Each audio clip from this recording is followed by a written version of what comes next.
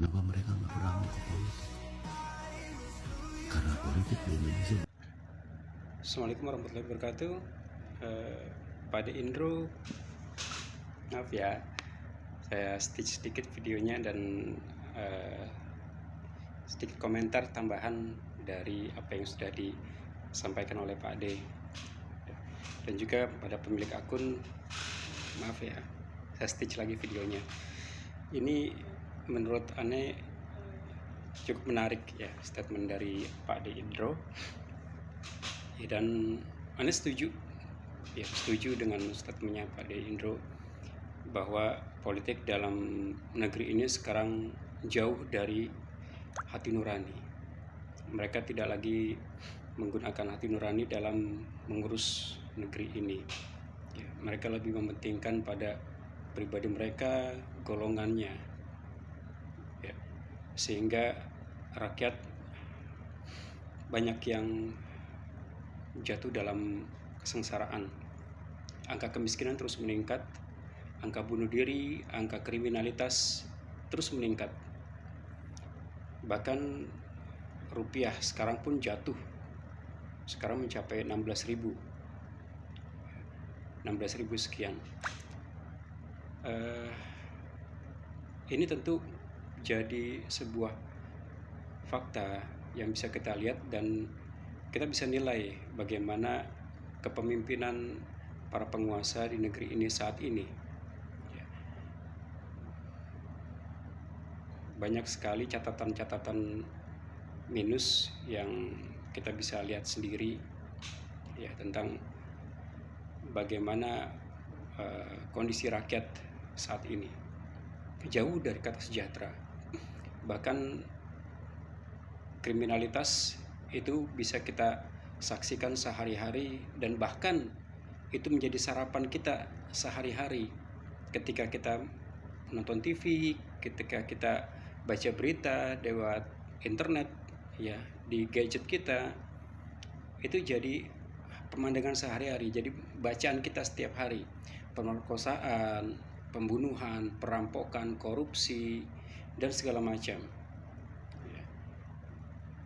Hal ini berbeda jauh dengan sistem Islam, sistem politik Islam, di mana sistem politik Islam ini berlandaskan kepada wahyu Allah, berdasarkan pada sunnah Rasulullah. Bagaimana para khalifah dalam Islam itu menjadikan Quran Sunnah sebagai landasan mereka dalam menjalankan sebuah roda pemerintahan. Bagaimana kemudian ketika para pemimpin atau khalifah ini menjalankan hukum Quran Sunnah, berkah Allah turun. Maka kita bisa melihat juga ya, Islam itu menjadi agama yang rahmatan lil alamin, menjadi rahmat bagi seluruh alam. Kita juga bisa membaca sejarah bagaimana para khalifah telah mengantarkan peradaban manusia menuju puncak peradaban yang belum pernah dicapai oleh peradaban manusia manapun sebelum atau setelahnya. Ilmu teknologi berkembang pesat, ilmu pengetahuan pun berkembang pesat, kedokteran, sains, teknologi, bahkan penerbangan pun itu luar biasa. Bagaimana seorang Abbas Ibnu Firnas ya, yang menemukan konsep pesawat terbang. Kemudian kita juga mengenal dengan Ibnu Sina, seorang pakar kedokteran modern. Kemudian kita juga mengenal Al-Khwarizmi, seorang pakar matematika, yang kemudian ilmu-ilmu mereka itu diikuti dan dikembangkan oleh para orang-orang sekarang ini. Orang-orang Islam menjadi pionir dalam segala hal. Itulah ketika Islam berhasil menjadi sebuah mercusuar peradaban dunia.